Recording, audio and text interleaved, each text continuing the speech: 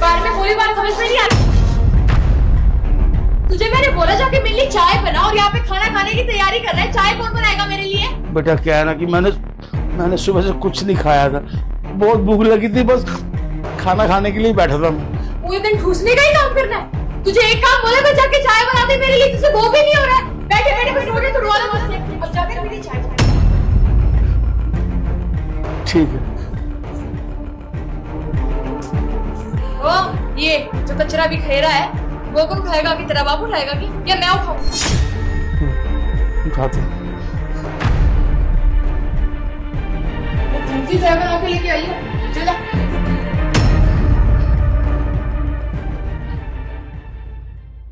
कुछ नहीं यार, मेरा ससुर है ना, उसने दिमाग खराब करके रखा है मुझे। एक काम करने को बोलती वो काम होता ही नहीं, पूरा दिन बैठे बैठे आराम करता रहता है। एक काम बोलती तो सुबह बहाने उसको शुरू हो जाते हैं। अभी भी चाय बनाने को बोला, महाराज को अभी भी चाय लेके नहीं आया। 15 मिनट हो गए चाय बनाते हुए। अब तू बता, एक कप चाय बनाने में 15 मिनट लगता है? अभी बता बुड्ढे, चाय कब तक बनेगी? अरे ला रहा हूँ बेटा, चाय बनने में टाइम लगता है, आ रहा हूँ लेकर। इसके तो बहाने ही खत्म नहीं होते। मेरा तो बस नहीं चलता इस घर में। मैं तो ना उसका बोरिया बिस्तर उठाकर धक्के मार के बाहर निकलूं। दिमाग खराब कर रखा है सच में, मुसीबत है, बोझ है मेरे साथ।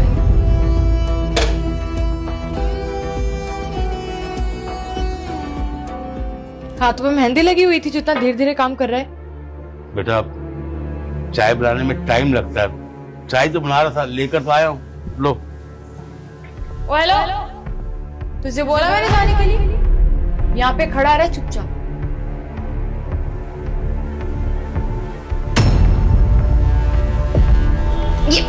ये चाय बनाई है तूने? है ये क्या बनाई है? कितनी गंदी है। तुझे एक ही काम बोला था मैंने, एक ही काम बोला था कि बस मेरे लिए अच्छी से जाके चाय बना दे, और वो भी क्या बनाया तूने? पूरे दिन में काम क्या करता है तू? एक काम भी नहीं होता है क्या तुझसे? मेरे सर का बोझ बन के समझ में नहीं आता क्या कर। मुझे बता दो तुम्हें क्या करना है।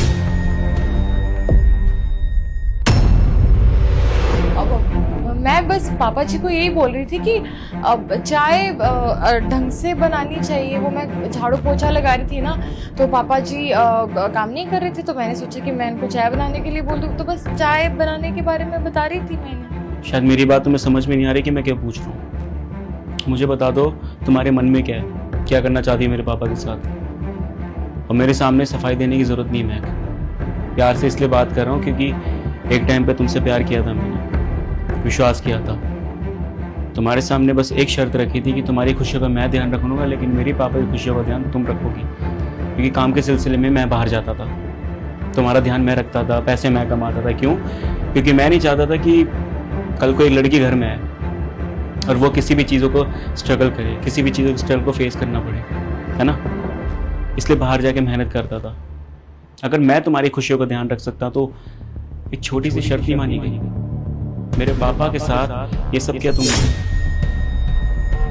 अभी थोड़ी देर पहले मैं भी आया था, जब लात मारकर तुमने मेरे पापा को इसी जमीन पे फेंका था ना, जो उनका खाना बिखरा हुआ था, सब देखा मैंने। चाहता तो उस समय तुम्हें पलट के थप्पड़ मार सकता था, लेकिन मुझे उस समय कुछ समझ में नहीं आया कि चल क्या रहा है। जो लड़की घर में मेरे सामने ये दिखाती है कि अपने परिवार को बहुत ज्यादा प्यार करती हूँ, तुम्हारे पापा को बहुत ज्यादा मानती हूँ मैं, जिसका अच्छे से ध्यान रखती हूँ, मेरे पीठ पीछे ये सब चल रहा है।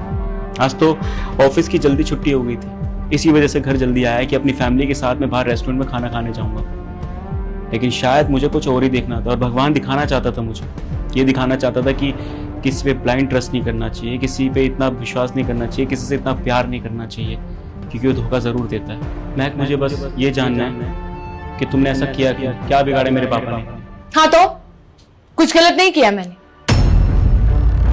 तुम्हारे पापा यही डिजर्व करते हैं, पूरे दिन घर में पड़े रहते हैं, कोई काम नहीं करते। और वैसे भी आज तक किया है क्या इन्होंने तुम्हारे लिए? ये घर भी तुमने अपने पैसों से बनवाया है, वरना अगर इनके भरोसे रहते ना, आज तक किराए के घर में भटक रहे होते हैं। अब जब तुमने इतना कुछ किया ही है, उसके बाद इनको कोई हक नहीं बनता यहाँ पे रहने का, तब भी रह रहे हैं ना, तो यहाँ पे रह रहे हैं तो यहाँ पे काम करना पड़ेगा, और मैं तो काम करवाऊंगी। बेटा पापा बस, अब आपकी नहीं सुनूंगा मैं। आपके सामने कितनी बदतमीजी से बात कर रही है, वो भी किसके खिलाफ? मेरे पापा के खिलाफ। बोलने से पहले सोच तो ले किसके बारे में बोल रही हो। जिस बाप की तुम बात कर रही हो ना, शायद तुम्हें नहीं पता कि कितनी स्ट्रगल से, कितनी मेहनत से मुझे पाल पोस के बड़ा किया है। आज जो अच्छी भली इज्जत की नौकरी कर रहा हूं ना, सिर्फ और सिर्फ अपने पापा की वजह से। तुम्हें याद है शायद वो पता भी नहीं होगा, क्योंकि मैंने स्टोरी बताई नहीं है, क्योंकि तुमने कभी जानने की कोशिश नहीं करी कि मेरी लाइफ की स्टोरी क्या रही है। लेकिन आज मैं बताऊंगा। तुम जिसकी इतनी बेइज्जती कर रही हो, जिसके बारे में इतना बुरा भला बोल रही हो, उस इंसान से मैंने बचपन में एक जिद कर ली थी कि मुझे ये खिलौना चाहिए। लेकिन उस समय मेरे पापा स्ट्रगल कर रहे थे, उन पे शायद पैसे होंगे कि नहीं होंगे मुझे नहीं पता, लेकिन मैंने बोला था कि खिलौना चाहिए मुझे। मेरे पापा ने पता नहीं कहां से जुगाड़ करे पैसों का, और शाम में वो खिलौना मेरे सामने था, मेरे नजरों के सामने था। ये सिर्फ और सिर्फ एक बाप कर सकता है, एक माँ कर सकती है। जब माँ मुझे बचपन में छोड़ के चली गई थी ना, तब मुझे समझ भी नहीं थी कि माँ क्या होती है। लेकिन जब धीरे धीरे बड़ा हुआ, जब स्कूल गया, तब पता चला कि माँ भी कोई चीज होती है। लेकिन इन्होंने मुझे कभी वो कमी महसूस नहीं होने दी। माँ बन के, बाप बनकर, दोनों बनकर मुझे पाला पोसा, और आज अपने पैरों पे खड़ा हूं तो सिर्फ इनकी वजह से। और तुम मुझे सिखाती हो कि मेरे घर में कौन रहेगा कौन नहीं रहेगा, है? कल की आई औरत मेरा घर बिगाड़ेगी। महक, जितना मैं प्यार करता हूं उससे ज्यादा कहीं बदतमीज हो अपने पापा के लिए भी। अगर उन पे उंगली उठेगी तो शायद मैं सामने वाली औरत की इज्जत भी नहीं करूंगा। आज तक किसी औरत के ऊपर हाथ उठाना दूर की बात, मैंने कभी ऊंची आवाज से बात तक नहीं करी, क्योंकि मेरे पापा ने वो संस्कार मुझे कभी दिए ही नहीं है। लेकिन आज वो मुझे करना पड़ा। ज्यादा बकवास बातें मुझे करनी नहीं है तुमसे, क्योंकि तुम एक घटिया औरत हो। आज के बाद मेरे घर में रहने की जरूरत नहीं। अपने माँ बाप से जाके बोल देना कि इस घर से मुझे निकाला गया है। क्यों? रीजन तुम्हारे सामने है। अगर तुम्हें नहीं बताया जाएगा तो शायद मैं बताने आ जाऊंगा, लेकिन आज के बाद इस घर में तुम नहीं रहोगी। निकलो यहाँ से। राजा, आई एम सॉरी।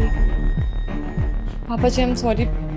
मुझे ऐसा बर्ताव नहीं करना चाहिए था आपके साथ। आई प्रॉमिस आज के बाद दोबारा ऐसी हरकत नहीं होगी। पापा जी से अच्छे से बात करूंगी मैं, कभी बदतमीजी नहीं करूंगी, ना इनके ऊपर चिल्लाऊंगी। नहीं पापा, इस बार इसे माफ नहीं करूंगा मैं। अगर मुझ पे किया होता ना तो शायद माफ कर देता, लेकिन आपके ऊपर उंगली उठे मुझे वो पसंद नहीं है। मैं बहुत प्यार से बोल रहा हूँ, निकल जाओ मेरे घर से। निकलो।